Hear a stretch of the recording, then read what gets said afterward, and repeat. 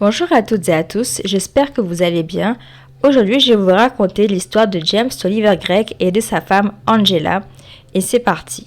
Je tiens à préciser que pour cette histoire criminelle, on n'a pas encore de nouvelles de la sentence. En fait, le procès, il est toujours en cours, mais je tenais absolument à la raconter afin de rendre hommage à la victime et surtout de montrer toutes les manigances de son mari et de voir à quel point il était calculateur et manipulateur. James Tolliver Gregg est un Américain âgé de 45 ans. Il est né le 2 novembre 1978 dans l'État du Colorado aux États-Unis. Il a une belle carrière et une magnifique famille. C'est un homme brillant qui a étudié à l'Université du Missouri, Kansas City. Il est devenu professeur agrégé et exerce à la faculté dentaire de l'Université du Missouri où il est très apprécié et reconnu pour ses connaissances et son enseignement. À l'université, il a enseigné la dentisterie clinique, la biochimie et l'histologie à la prochaine génération de professionnels dentaires. Il est très aimé de ses collègues. Et en parallèle, c'est un dentiste bien expérimenté et établi. Il travaille dans un cabinet privé à Aurora qui s'appelle le Summerbrook Dental Group dans le Colorado où il a sa clientèle. Il est très coté comme dentiste dans sa ville et est apprécié pour son professionnalisme. James a très bien réussi sa vie professionnelle et il a une carrière très épanouie. Il s'est constitué une belle fortune grâce à son métier de dentiste et son travail de professeur, mais aussi grâce à son implication dans les entreprises commerciales et dans d'autres investissements. On sait peu de choses sur la vie privée de James, mais on sait qu'il a des frères et sœurs avec qui il s'entend très bien. Et côté cœur, James se semble comblé. Il est marié avec la belle Angela Gregg, qui est une jolie femme de 43 ans qu'il a fréquentée pendant plusieurs années avant le mariage. Le couple s'est construit une belle famille puisqu'ensemble ils ont 6 enfants. Angela publie régulièrement des photos de sa famille sur les réseaux où ils ont l'air très heureux ensemble et le couple paraît très épanoui. Le 15 mars 2023, Angela se réveille et elle se sent très mal. Elle est prise de violents maux de tête et d'étourdissement. Elle se sent comme dans les vapes et elle a du mal à garder l'équilibre. Elle semble au bord du malaise. Et en fait, Angela, elle sait que ça fait depuis un moment que ça ne va pas et qu'elle est dans cet état. Son frère la regarde et il voit tout de suite qu'elle se sent très mal. Il décide alors de l'emmener à l'hôpital et son mari les rejoint par la suite. Elle arrive à l'hôpital à 11h08 et à 2h de l'après-midi, Angela fait une crise d'épilepsie assez violente. Et c'est là que son état s'est rapidement dégradé, à tel point qu'elle a dû être mise sous assistance respiratoire. Elle allait tellement mal qu'ils ont eu du mal à l'entuber. Et à ce moment-là, Angela manquait d'oxygène, ses pupilles ne réagissaient pas, elle était inconsciente et elle souffrait d'hypertension crânienne. Tout s'est vite dégradé et elle a dû être emmenée en soins intensifs. L'équipe médicale qui était sur place n'ont pas compris l'état de la jeune femme et ils ont alors décidé de lui faire une batterie d'examens afin de comprendre ce qu'elle avait, afin de mieux pouvoir la soigner. Et en fait, c'est comme si que son corps ne répondait plus et malheureusement, la jeune femme a succombé peu de temps après son admission à l'hôpital. C'est à 4h29 de l'après-midi que les médecins l'ont déclarée en état de mort cérébrale. C'est comme ça que Angela Gregg est décédée brutalement à l'hôpital. Alors, il y a une personne dont le nom n'a pas été divulgué, mais cette personne, en fait, James lui a envoyé un message le 15 mars 2023 afin de lui dire qu'Angela a été admise à l'hôpital et qu'elle était dans un état très grave.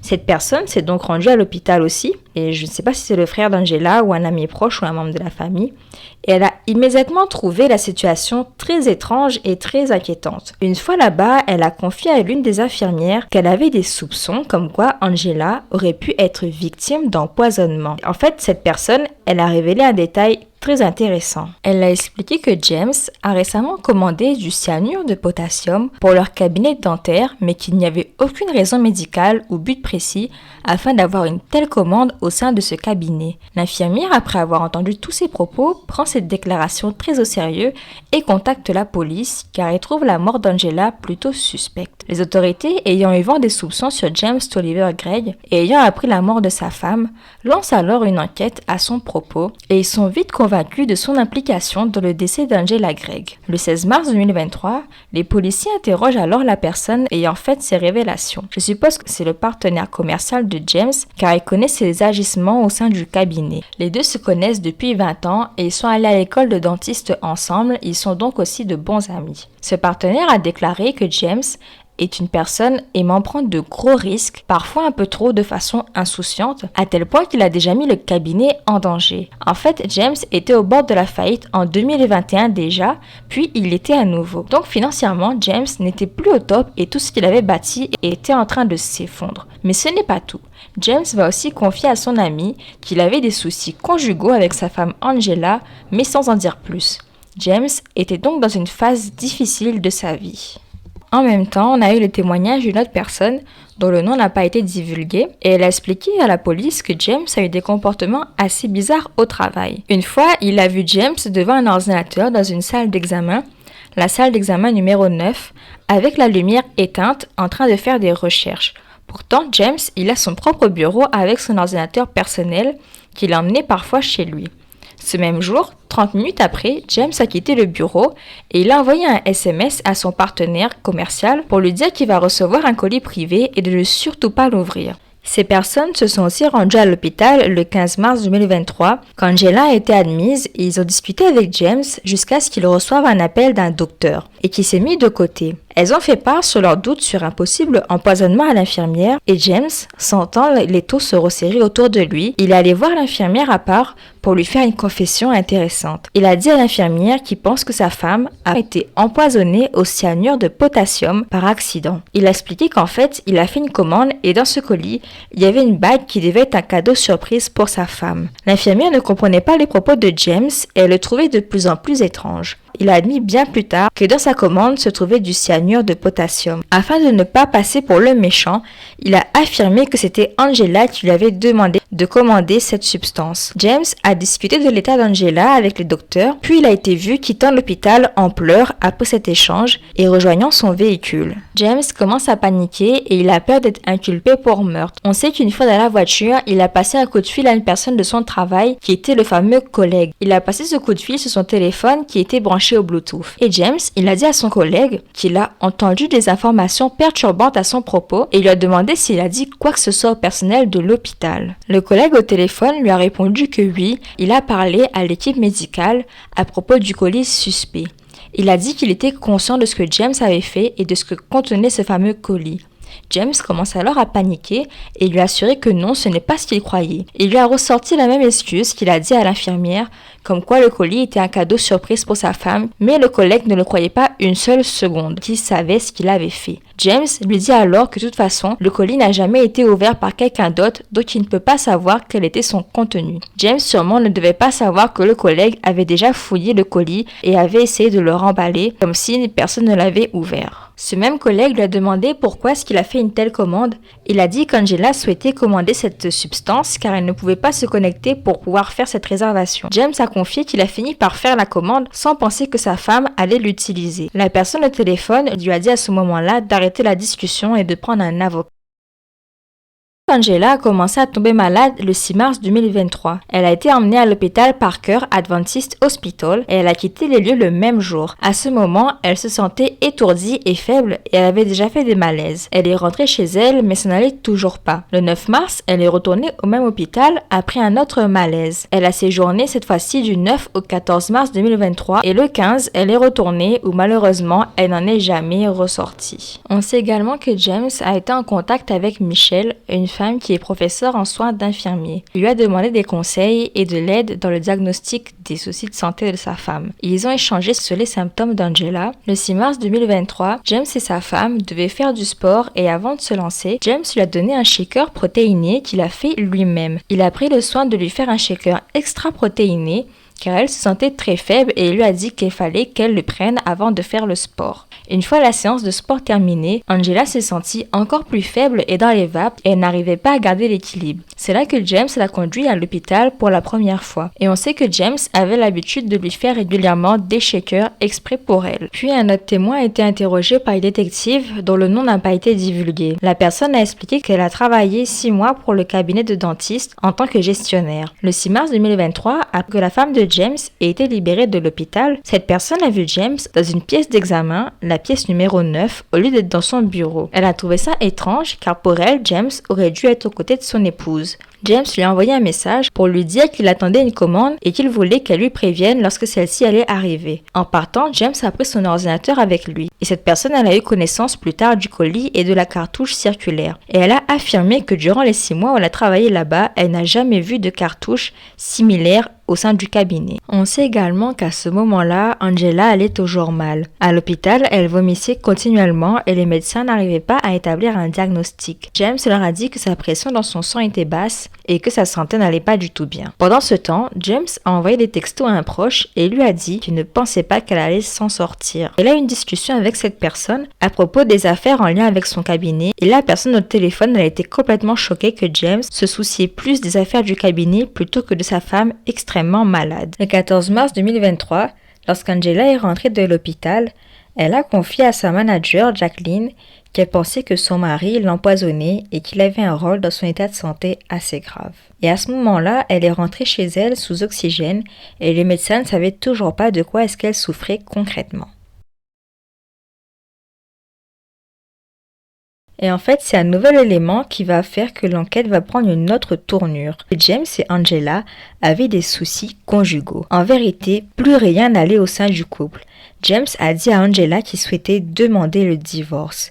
Il était distant dans son travail et quittait très tard parfois, car sa femme et lui se disputaient régulièrement. Le 16 mars 2023, la détective Sydney Moreno a été mise sur l'affaire et elle a été contactée par la protection des enfants afin de rencontrer James et ses enfants individuellement pour en savoir plus sur l'intimité de leur famille. Durant son entretien avec James, il a dit des propos assez alarmants. Il a confié que depuis un moment, Angela avait des envies d'en finir avec la vie. James a confié qu'il a plusieurs fois dû surveiller Angela et a essayé de la ramener à la raison. Cela est arrivé plusieurs fois ces derniers mois. Il a confié qu'il a demandé le divorce en décembre 2022 et depuis, l'état mental de sa femme s'est aggravé et elle a sombré de plus en plus dans ses idées noires et elle en souffrait beaucoup. James a dit à Sydney qu'il croyait qu'Angela était volontairement sous opioïdes ainsi que d'autres substances qu'il ignorait concrètement. Pourtant, il n'a jamais reporté d'incident à propos de l'état de santé mentale de sa femme auparavant. Et plus bizarre encore, il n'y avait pas non plus de traces d'ordonnance ou de demande de suivi médical ou psychologique pour sa femme. James a indiqué au détective qu'il est sûr que si l'on testait Angela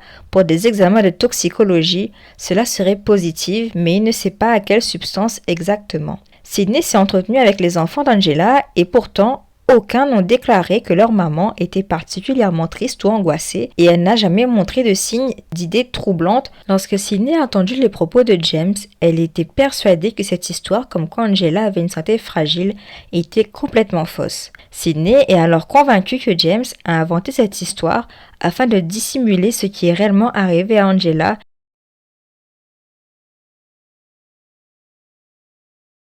Les policiers ont également saisi le téléphone de James, d'Angela et les ordinateurs portables afin de faire une fouille et de voir s'il n'y avait pas des éléments incriminants. Ils ont analysé les échanges du couple et il n'y avait rien d'anormal. C'était des messages basiques où ils parlaient de leur journée, des activités et des journées des enfants. Puis le détective Harris est intervenu afin d'examiner l'ordinateur et les recherches Google de James. Il a fait une découverte très inquiétante. En effet, le 17 mars 2023, le détective a fouillé le disque dur de l'ordinateur de la salle d'examen numéro 9 que James avait utilisé. Il a fait une recherche d'historique. Il a ouvert Google Chrome et il a remarqué qu'en haut de la page, où il y a la croix pour fermer la page ouverte, il y avait la lettre J, que l'on pouvait cliquer dessus. Le détective a appuyé sur le J et il était alors possible de se connecter à la nouvelle adresse mail sur le mail de James. L'adresse mail connue de James sur son téléphone est dinosaurjames@me.com et cette nouvelle adresse mail est jimonwaffle@gmail.com. Le détective a cliqué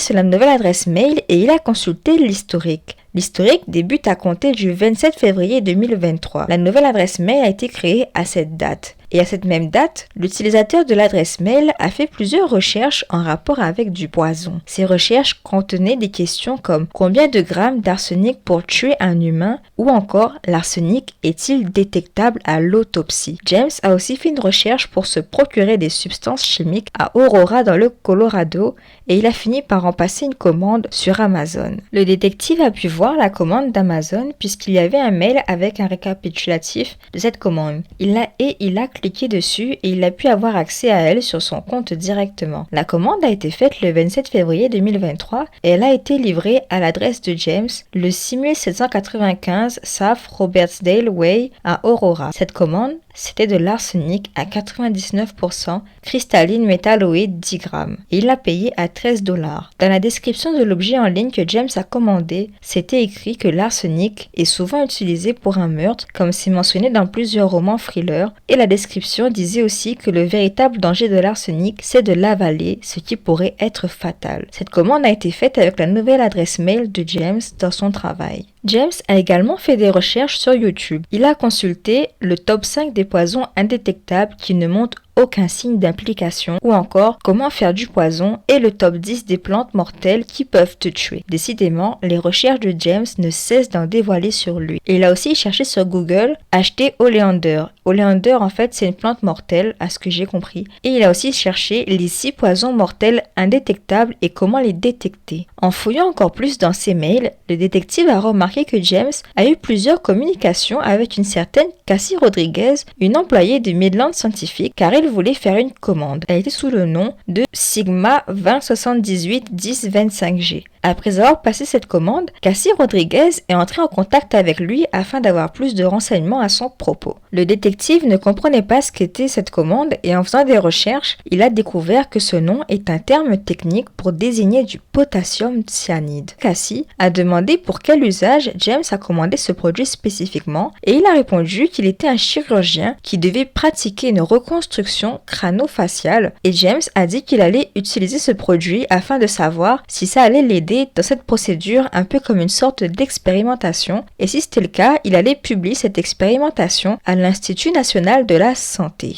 Il faut savoir que James a toujours utilisé sa nouvelle adresse mail afin de faire ses réservations sur du poison et communiquer sur ce sujet. Et la compagnie n'avait plus le produit en stock et Cassie en a passé commande et en principe, le produit devait être là pour le 9 mars. Cassie a dit que comme il est nouveau dans leur base de données, cela prendrait plus de temps à livrer. Et il faut savoir que l'Institut Midland Scientific est assez strict à propos de l'utilisation et de la réservation de leurs produits. Et James a envoyé un papier afin de se justifier à nouveau sur cette commande et il a dit qu'il avait vraiment besoin de cette commande assez rapidement pour des procédures médicales. Ils ont échangé plusieurs mails et il y a eu du retard dans l'envoi et James a continué de les courir après car il était vraiment pressé. En fait, il voulait qu'on lui envoie le colis un jour où son cabinet serait fermé. Il a longuement patienté et le colis devait arriver le 11, mais le jour J, il n'y a rien eu. Finalement, le colis a été envoyé le 13 et James ne voulait surtout pas que ses employés le découvrent. Il les a répété qu'il allait recevoir un colis personnel et qu'il ne fallait surtout pas y toucher. Donc tous les témoignages à propos de la réception de ce fameux colis au cabinet dentaire étaient bel et bien véridiques. Le 23 février, James a aussi commandé de l'arsenic, ce qui est arrivé à son domicile le 4 mars. Les enquêteurs ont fait un peu un bilan sur leurs recherches et ils ont récolté plusieurs preuves qui attestent que James a eu accès à du poison volontairement, qu'il en a commandé et qu'il a essayé de masquer cela à but médical afin d'intoxiquer son épouse. On a aussi découvert que James avait fait une autre commande le 6 mars 2023 chez Hadouk Biosciences pour des produits chimiques, mais cette commande heureusement n'a pas abouti car la société livre leurs produits pour de la recherche et non pas pour des besoins personnels. En fait, ils n'envoient pas leurs produits à des patients. Et on peut dire que les enquêteurs n'étaient pas au bout de leur surprise. Déjà, plus l'enquête avançait et plus ils découvraient le vrai visage extrêmement sombre, manipulateur et calculateur de James. Et là, ils vont découvrir autre chose très intéressant. En fait, lorsque le détective était en train de faire la fouille des emails de James Tolliver Gregg, il est tombé sur des mails personnels qui contenaient des conversations sexuelles assez explicites envoyées à une autre femme que son épouse qui s'appelle Karen Kane. Mais il a aussi trouvé des réservations de billets pour elle. La première date de voyage était le 8 mars 2023 où la femme devait voyager d'Austin à Colorado alors qu'Angela a été hospitalisée le 9 mars. James voulait que sa maîtresse vienne lui rendre visite pendant que son épouse était à l'hôpital dans un état assez grave. La deuxième date de voyage était pour le 16 mars 2023 et un fait intéressant est que ce voyage a été réservé le 4 mars 2023, la même date où l'arsenic a été livré. Et le 16 mars 2023, il y a un mail où Karen et James échangent à propos de l'état de santé de son épouse. James lui a confié qu'il était arrivé quelque chose de grave à sa femme et Karen a dit qu'elle était désolée pour lui et qu'elle aimerait pouvoir l'aider et non l'éloigner. Elle a dit qu'elle voulait être là pour lui mais qu'elle ne voulait pas se mêler à sa famille et ses amis et prétendre n'être qu'une amie alors qu'il y avait autre chose de plus. Après que l'affaire ait éclaté au grand jour, Karen Kane va prendre la parole dans les médias et on va en apprendre plus sur leur relation. James et elle se sont rencontrés à une conférence de dentistes en février 2023. Karen, à ce moment-là, était en pleine procédure de divorce avec son époux et elle est orthodontiste. Elle a affirmé ne pas savoir que James était toujours avec son épouse au moment où ils sont sortis ensemble et qu'il lui a dit qu'ils étaient séparés et qu'ils ne vivaient plus ensemble, qu'il avait son propre appartement. Ils se sont fréquentés au moment où James a empoisonné sa femme et ils auraient eu une aventure pendant au moins 3 semaines. Elle a affirmé qu'ils ne faisaient que se fréquenter et qu'ils n'avaient pas de projet d'avenir ensemble.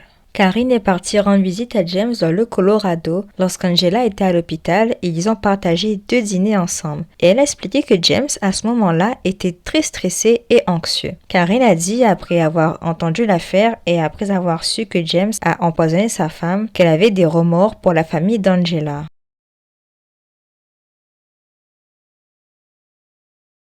La sœur d'Angela, dont on ignore le prénom, a révélé aux enquêteurs qu'en vérité, le couple a toujours eu un mariage très tumultueux à cause des vices de James. L'homme a eu de nombreuses aventures avec des maîtresses et il a avoué à sa femme être accro à la pornographie depuis l'adolescence et pire encore, il l'a forcé à consommer des substances depuis à peu près 5 ou 6 ans. Et en fait, il faisait cela car selon lui, il a dit qu'il voulait aller à la salle de bain et en finir avec sa vie en se faisant une injection d'un puissant produit. Pour lui, il fallait qu'Angela soit dans un autre état pour qu'elle ne puisse pas être en capacité de le sauver s'il faisait ça. Bien sûr, cette excuse est complètement bidon et elle ne tient pas la route. Et comme par hasard, James est toujours en vie et sa femme non. Le 6 mars 2023, James a demandé à Angela si elle avait la nausée et elle lui a envoyé un texto en lui disant que non, mais qu'elle se sentait toujours étourdie et qu'elle avait l'impression d'être droguée. Et James lui a répondu « Juste pour la petite histoire, je ne t'ai pas droguée, mais je suis très inquiet. » Angela a confié à sa sœur que durant ces 16 dernières années, elle a essayé plusieurs fois de quitter son époux, mais il l'a toujours convaincue de rester avec lui. Et ce n'est pas tout puisque James a mené son cabinet à la perte et que leurs finances étaient désastreuses. Mais malgré cette situation difficile, James s'est tout de même payé un voyage à Las Vegas où il a gaspillé près de $2000. L'image de James s'effondre au fur et à mesure de l'enquête et on se rend compte que l'homme cumule tous les vices et que l'image de la famille parfaite qu'il a renvoyée sur les réseaux n'était qu'une triste façade. Après qu'Angela était gravement malade à l'hôpital, James a déclaré qu'il n'autoriserait pas l'hôpital à faire une autopsie sur elle. L'équipe médicale voulait faire une autopsie afin de déterminer si elle avait souffert d'une maladie génétique qui pourrait toucher ses enfants et donc anticiper au cas où si c'était le cas afin de mieux les protéger. Et James a justifié sa réponse par le fait que si déjà ils n'ont pas pu la diagnostiquer lorsqu'elle était vivante, alors ils ne voudraient pas les laisser l'embêter encore une fois, mais après la mort d'Angela, une autopsie a bel et bien été réalisée et on a retrouvé dans son corps des substances de cyanure.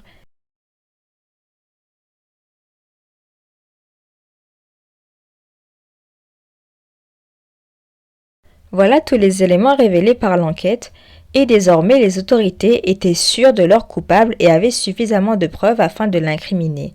Les policiers ont arrêté James Tolliver Gregg pour meurtre au premier degré. Et lorsque la famille d'Angela a découvert le vrai visage de James et a appris toutes ses manigances, ce fut une peine immense pour eux et une grande colère.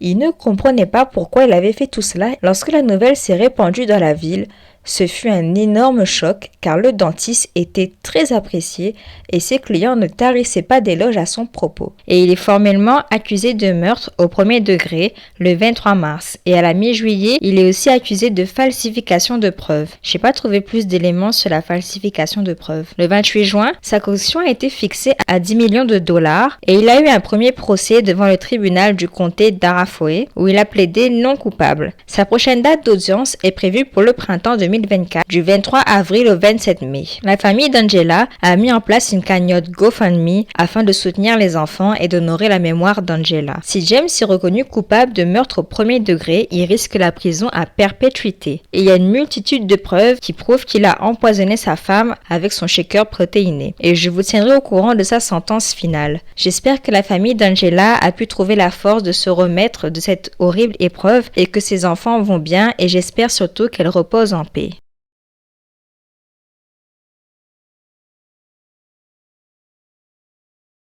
Alors lorsque j'ai découvert cette histoire, j'étais complètement bouche bée. Elle m'a beaucoup choquée et attristée pour Angela. C'est une femme qui avait l'air de beaucoup aimer son mari et sa famille et d'être très heureuse. Je pense que jamais elle n'aurait pensé avoir une fin aussi horrible et être trahie de la sorte. Alors concernant cette affaire, il y a un affidavit de 52 pages qui a été mis en ligne. C'est un rapport sur James Gregg qui détaille les nombreuses preuves et tout ce qu'il faut savoir sur le meurtre qu'il a commis. Et je l'ai lu entièrement pour faire cette vidéo. Ce que je voulais rajouter en plus, c'est que les gendarmes ont fait une perquisition chez James et ils ont trouvé les shakers et la poudre de protéines qui a été envoyée pour analyse et je pense qu'ils ont été testés positifs au poison. L'autopsie sur Angela Gregg a démontré qu'elle a été tuée en étant exposée à du poison aigu, au cyanure et à la tétrahydrozoline et qu'elle a été intoxiquée fortement à l'arsenic. Je ne vais pas trop m'attarder dans la conclusion car pour moi ce serait un peu trop répétitif et à mon avis James Gregg c'est clairement un manipulateur et un calculateur. Il a menti à toute sa famille, ses collègues, sa maîtresse et les a tous manipulés. J'ai trouvé ça horrible qu'il essayait d'empoisonner son épouse et qu'il la voyait dans un état extrêmement grave et pendant ce temps-là, il voyait une autre femme. Il a tout fait pour essayer de dissimuler ses actions et il mentait constamment. Il a dit que ses commandes de poison étaient à but médical alors qu'il voulait tuer son épouse. Pour moi, il a clairement prémédité son geste vu les nombreuses recherches à propos du poison et les commandes qu'il a faites. Ce que je trouve malheureux là-dedans, c'est qu'Angela, elle avait des doutes sur son mari et elle sentait qu'il n'était pas net et elle a déjà voulu le quitter mais malheureusement, elle est restée avec lui et ça lui a coûté la vie. Je pense qu'elle devait se dire qu'ils ont une famille ensemble et que c'est son époux et qu'elle voulait tout faire pour essayer d'arranger les choses et malheureusement aujourd'hui elle n'est plus là à cause de lui. Et j'ai une pensée pour ces enfants pour qui je n'imagine pas la douleur immense qu'ils ont dû ressentir lorsqu'ils ont appris la vérité sur leur mère et lorsqu'on leur regarde les photos de leur famille, ils avaient l'air tous très heureux et même le couple avait l'air plutôt amoureux et soudé. Mais encore une fois, cette affaire nous apprend que les apparences sont trompeuses et que l'on ne connaît jamais vraiment les personnes que l'on aime. Voilà, c'est tout pour la vidéo d'aujourd'hui. J'espère qu'elle vous a plu. Si c'est le cas, n'hésitez pas à aimer, commenter. Surtout, n'oubliez pas de cliquer j'aime si mon contenu vous plaît car ça permet d'aider pour le référencement. Et je vous dis à bientôt.